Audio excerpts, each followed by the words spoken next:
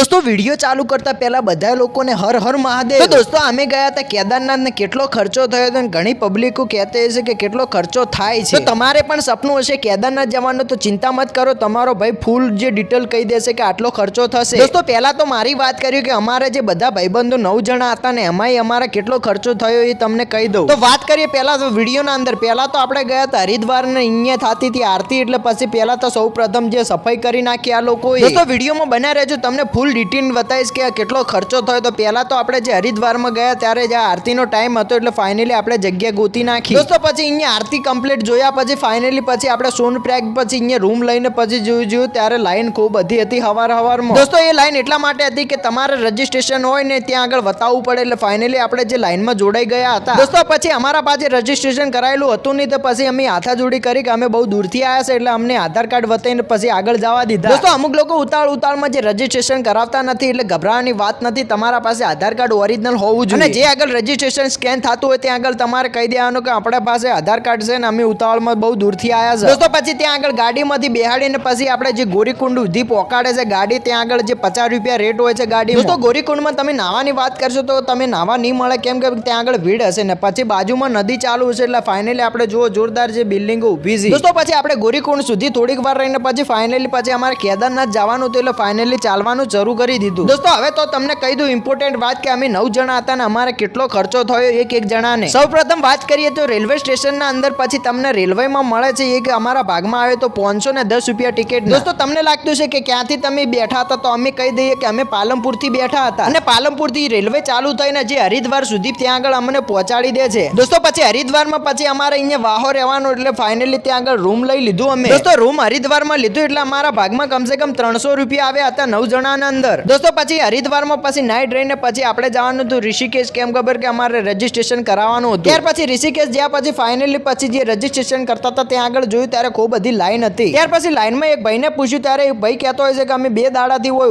ઉભ્યા પછી ભૂખ્યા પેટે। દોસ્તો પછી અમે વિચાર્યું પછી સાઈડમાં આવીને એક હોટલ વાળાને પૂછ્યું ત્યારે હોટલ વાળો કહેતો કે અમારા ઓળખાણમાં એક ગાડી વાળો છે। દોસ્તો પછી હોટલ વાળો જે ગાડી વાળાને બોલાવે છે ને પછી ગાડી વાળો આવીને કહેતો હોય છે કે તમારે જે કોઈ ટેન્શન લેવાનું નથી, 4 ધામની યાત્રા કરીને તમે ઘરે પહોંચી જશો। ત્યાર પછી બધા ખુશ થઈ ગયા અને પછી રજીસ્ટ્રેશન ની વાત કરી ત્યારે ભાઈ કહેતો કે બધું મારા અંદર આવી ગયું। પછી બધા ટીમમાંથી ઉભા થઈને કીધું કે ભાઈ ભાડું તો પૂછો, તેવા પછી ગાડી વાળો કહેતો હોય છે કે 30,000 રૂપિયા ભાડું। દોસ્તો પછી ભાડું વભળીને પછી અમે ગભરાઈ ગયા ત્યારે પછી થોડા ઓછા કરાવવાનું કીધું ત્યારે ભાઈ કહેતો છે કે તમારું નહીં મારું નહીં 28,000 રૂપિયા। ત્યાર પછી બધા લોકો કેલ્સી મારવા માંડ્યા કે બધાના ભાગમાં કેટલા આવે છે, ત્યારે બધાના ભાગમાં કમસે કમ 3100 રૂપિયા આવતા હતા। દોસ્તો પછી કેદારનાથ ગયા હતા એટલે પછી પૈસા અમારે જોયું નહીં એટલે ફાઇનલી ગાડી કન્ફર્મ કરી નાખીએ છીએ। દોસ્તો આપણે એ સ્ટોરી તો આગળ કહીએ પછી આ જો તો અમે કેમ્પનું ભાડું અમે કમસે કમ 200 રૂપિયા આપ્યા હતા। દોસ્તો કેદારનાથ ચડતા અમને કમસે કમ 12 કલાક જેવું થઈ ગયું હતું અને અંધારું થઈ ગયું હતું। તેમાં પછી જે કેદારનાથ 2 કિલોમીટર દૂર હતું તેમાં પછી આ જે ટેન્ટો બધેલા હતા ને તમે જુઓ ખાલી હવારમાં કેવો બરફ પડ્યો છે। દોસ્તો પછી જે નાઈટ નીકાળીને ફાઇનલી પછી આપણે જે ઘોડા પડાવ આવે છે તે સાઈડમાં પછી આવી જતો હોય છે। ત્યાર પછી જેમ કેદારનાથ પાસે મંદિર પાસે ગયા હતા ત્યાં પછી ભીડ બહુ આવે છે, ના જુઓ તમે સાઈડમાં જે ઘોડા પડાવ આવે છે ત્યાં આગળ ઘોડા ત્યાં આગળ તો જી પોકી છે। પછી મિત્રો 3100 રૂપિયા ફાઇનલી પછી ગાડી કન્ફર્મ કરીને પછી જે સોનપ્રયાગ સુધી આવી જતી અને પછી જે આપણે પેદલ ચાલુ કરી દઈએ છીએ હેડવાનું। દોસ્તો ત્યાં આગળ પ્લેન રસ્તો નતો, ત્યાં આગળ જે આપણે પથ્થરો જે આવે છે તોડીને ત્યાં આગળ ફિટ કરેલા હતા અને એક બાજુ જે ઊંચાણ હતી એટલે ફાઇનલી બધાનો હાથ ચડી જતો હતો, બહુ ઓફી જતા હતા। અને બીજી વાત કે અમારા પાસે જે રજીસ્ટ્રેશન કરાયેલું નતું એ કારણે જે અમારા પાસે માંગતા હતા એમને આધાર કાર્ડ બતાવતા એટલે અમને જવા દેતા હતા। અને મિત્રો તમારા પાસે જો રજીસ્ટ્રેશન કરાયેલું ના હોય તો તમે ભૂલથી જો દર્શન કરવાની લાઈનમાં જોડાતા નહીં ને તમને પોલીસ વાળા ધક્કા મારીને કાઢવાના છે। દોસ્તો અમારી વાત કરીએ તો અમે ખર્ચો કમસે કમ અમારે થયો તો કમસે કમ 15 થી 16,000 રૂપિયા, કેમ કે અમારા પાસે જે 4 ધામની યાત્રા પટાઈને અમારે દિલ્હી જવાનું હતું ને દિલ્હીથી અમારે થોડી ખરીદી કરવાની હતી। અને વાત કરીએ તમારા અંદર જો શરીરમાં કોઈ બી ખોમી હોય તો તમે સ્પેશિયલ જ્યાં વિમાન આવે છે તેના અંદર જે ટૂલ કરીને ફાઇનલી તમે ત્યાં આગળ આવી જાઓ। દોસ્તો આ વિમાન તમને ખાલી 1 કિલોમીટર જેટલું દૂર ઉતારશે ને પછી તમારે ત્યાંથી ચાલવું પડશે। અને જો તમારા વિમાનના પૈસા ના હોય તો સમજી લેવાનું હાલથી પકડી લેવાની, ગમે તેમ તમે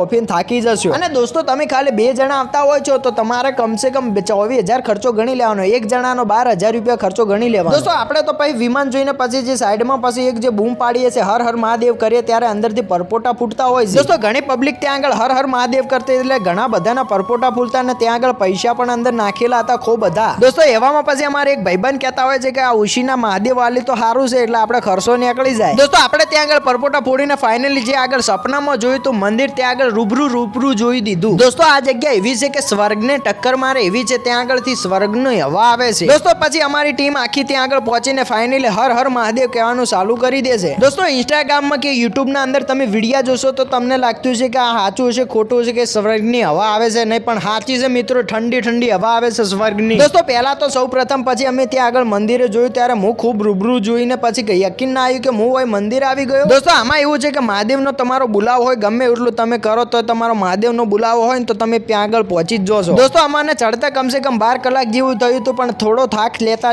આયા હતા. ત્યાર પછી મંદિરના અંદર તો બહુ ભીડ હતી. જે પ્રોફેશનલ હોય છે, જે ઇન્વાઇટ કરેલો હોય છે, ત્યાં આગળ દર્શન કરતા હતા પૈસા આલીને. દોસ્તો ફાઇનલી પછી આપણે દર્શન કરીને બાજુમાં જે મંદિર હતું ત્યાં આગળ દર્શન કરી લીધા ને જે આપણે ભીમ પથ્થર આવે છે ત્યાં આગળ પણ દર્શન કરવા જતા રહ્યા. દોસ્તો ફરીથી કહું છું કે તમારે જો એકલાને જવું હોય, જો તમારે ખોટો ખર્ચો ના કરવો હોય તો 10,000 રૂપિયા લઈને પહોંચી જ જવાનું. અને આ દર્શન કરવાની જે રજીસ્ટ્રેશન કરાયેલું છે એ લોકોની લાઇસન્સ મિત્રો તમે જુઓ કમસે કમ 1 થી 2 કિલોમીટર જેટલી લાઈન છે. અને જો તમે ટ્રેનમાં જતા હોય તો ભૂલથી પણ તમારે રિઝર્વેશન કરાવી જ દેજો. જો રિઝર્વેશન વેટિંગમાં હશે તો તમને કમસે કમ ઊભા આપવું પડશે. દોસ્તો મારી અંતરની જે પણ બધી વાતો હોય તે તમને હવે શેર કરી દીધો. હવે તમારે જવું ના જવું તમારા હાથમાં. બોલો જય હર હર મહાદેવ. તો દોસ્તો તમને સંપૂર્ણ જાણકારી મારી બધી કહી દીધી. હવે તમારા ઉપર આધાર છે. તો વિડીયો ગમે તો વિડીયોને લાઈક કરી દેજો અને ચેનલને સબસ્ક્રાઇબ કરી દેજો અને આગળ શેર કરવાનું ભૂલતા નહીં તમારા ફ્રેન્ડો જે જતા હોય એમને.